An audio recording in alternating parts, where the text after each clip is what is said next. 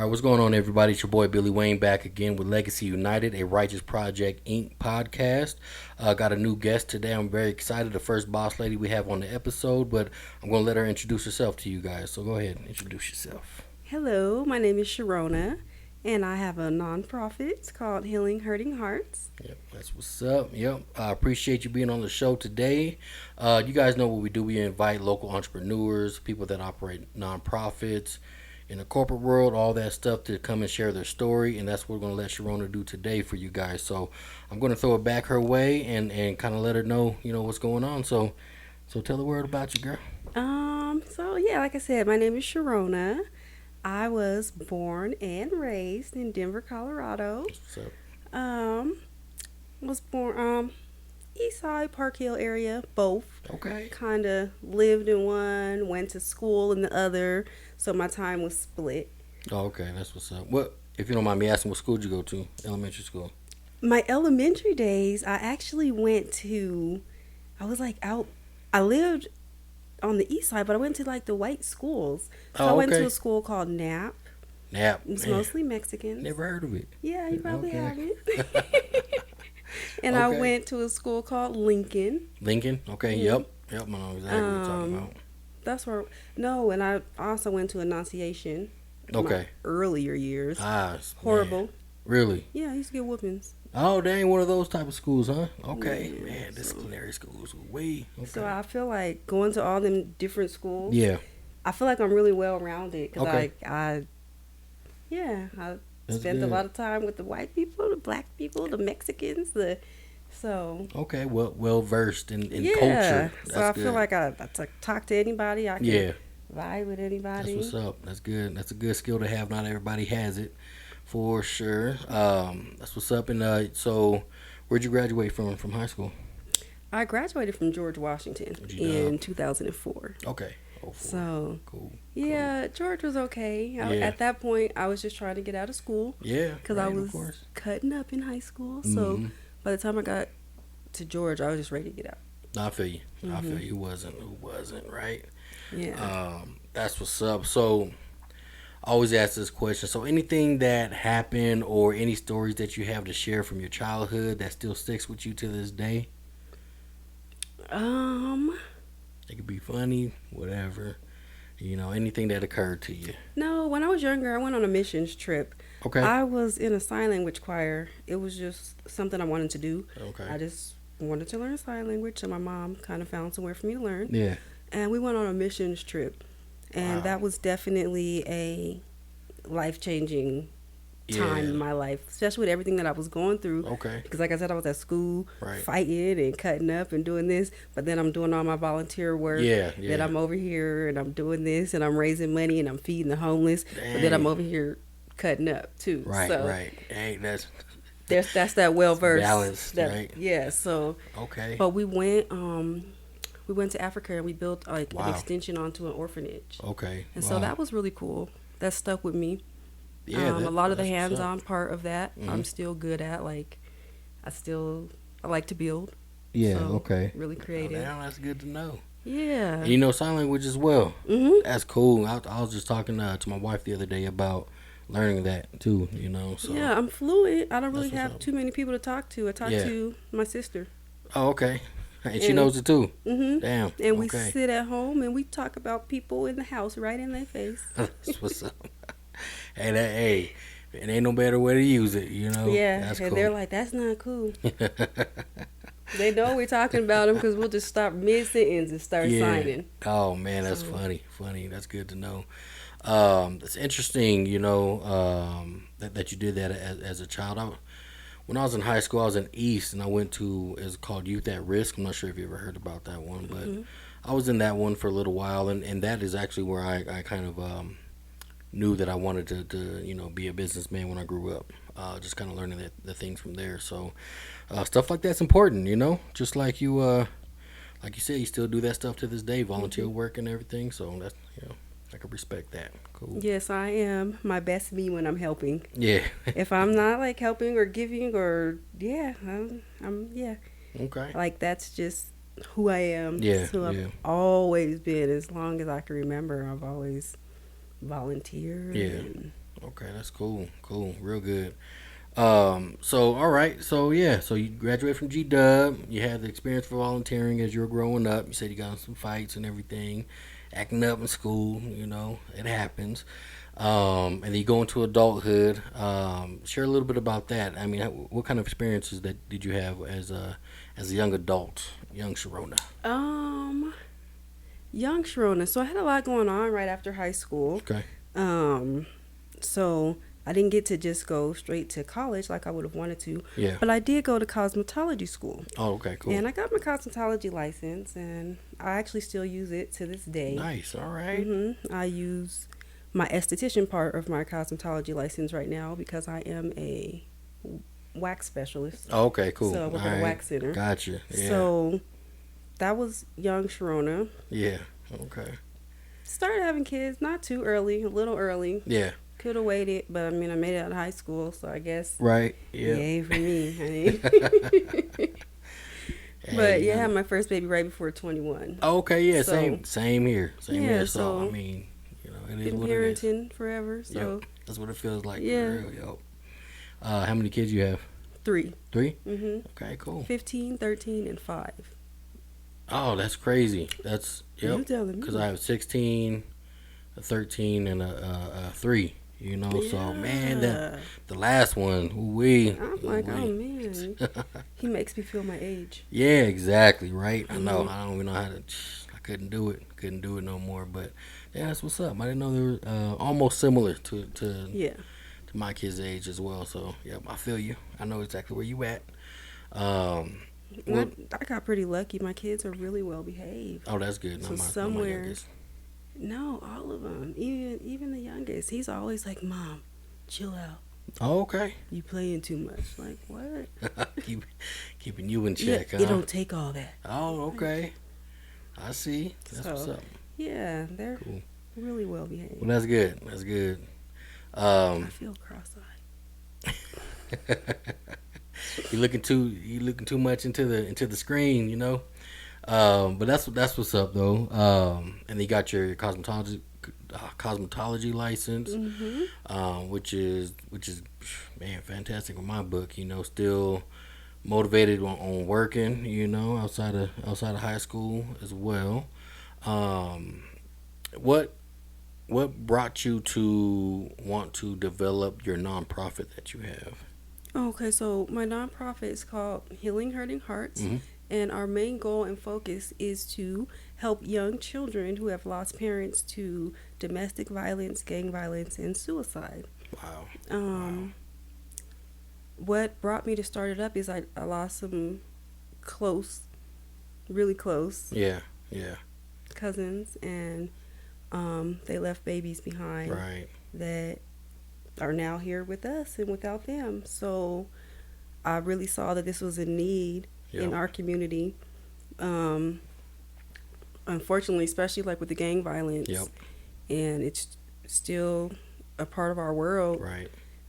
Whether we like it or not. And these babies are being left without these parents, Right. and the domestic violence.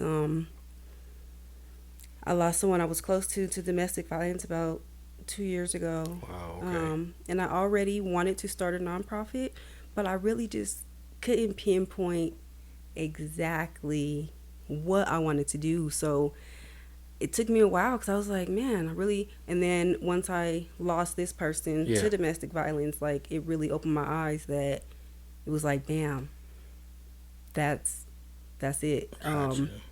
Being a domestic violence survivor, like I almost didn't make it out. Wow. So when I do see other women and men that don't make it out, it really, really does hit home for me on an even more personal level, because I know what it's like to be in a situation where your life really is at risk and you're gambling every single day.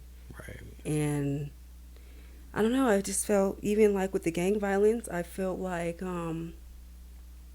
we've gotten so numb to it and just accepting the death, but we forget about the babies. Like, right. These babies are still growing up, missing that parent, those parents. You know, sometimes you're not only missing one parent, depending on, and unfortunately, sometimes they have to grow up just still around this. So Right. my goal is to provide extra support, try to link them with counselors, Yep. um, fill in the gaps when a family goes from having two kids and then Mhm. overnight now they have four kids. Right. So Yeah. try to fill in the gaps, buying groceries and diapers and school supplies, just stuff like Wow. that. That you're like, hey, I got extra kids now. Yeah. Right. Yep. Literally overnight, Right. everybody's grieving, everybody's hurting, everybody's so just trying to get the entire unit just in counseling, because it's not just the kids that Yep. need the help. Right. It's the people who are now left with them, who are mourning, who may have been a parent, may not be a parent. They might be these younger kids' siblings. Yep. They might be an aunt or a cousin, even just a good friend. But they're mourning the lost. They're trying to be strong for these kids while they mourn a loss. Right. And it can be a lot. And I'm really working on trying to get somewhere where I can have monthly meetings to provide a Okay. safe space Yep. for these kids, to where when they come together, they already know that they have this in common. Right. So it's like they don't have to always reshare their story. They don't have to always, they know. Yeah. Like they know, if I'm in here Yep. and you're in here, if nothing else, we have this in common. Wow. Because I want other 12-year-olds to be able to relate to another 12-year-old. Yep. I didn't lose a parent in that manner. And it's like, as much as I want to help, Mhm. sometimes you need somebody who walked in those shoes. Right. And if That I they can relate link to. people up, even adults that lost the parents Right. to gang violence, suicide, who are willing to be like, hey, I'll talk to someone, because I lost my parent at that age. Right. So, yeah, that's my Wow. whole goal. That's amazing. That you do that. From experience, personal experience, and that you want to lend that helping hand as well, because some people, they go through it and they don't know, what to do, or where an outlet that they have as well, and you're creating that outlet for them. Which is, I mean, I think it's something that is not as, the light is not as apparent to a lot of people like that these days, right? So, and we still see a lot of gun violence, a lot of gang activity, and to be truthful, what, mid or late '90s, early 2000s, it wasn't as violent. It was still out there. There's still gangs and everything, as well. But it's really getting back to just being, a lot of that type of stuff and activities happening. So being able to have that type of process in a nonprofit like yours, I think is going to go a long way. So that sounds really good, and I appreciate you sharing that for Thank sure. you. Yep. I can tell you're passionate about it, and and it's well thought out and everything, and I'm pretty sure you're going to make a big impact too. So thank you for that. And that was going to be one of my questions for you. What your ultimate vision was if you had no barriers and you had all the finances you need. And it seems like you do have that already in your mind, where you want to go. So that's fantastic. People don't, sometimes when you ask people about why they're doing something, some of them don't really have that passion for it. They're just doing it just to do it. But to hear somebody that actually has that, that motivation behind it, that's great. Yeah, that's what took me so long to, because like I had a lot of, I'll just say mediocre ideas. Well, I won't say mediocre, because some of them were common. Yeah. So I don't want to make it like anyone else's idea or anything that they're trying to do is mediocre or Right. less than. Gotcha. So I'll say common. Right. They okay. were more, I was like, but they're doing that. Right. They're doing that and they're doing that. So it was more of a, How can you? I just needed something that was really, that just really spoke Yeah. to me. Good. And this is it. Good.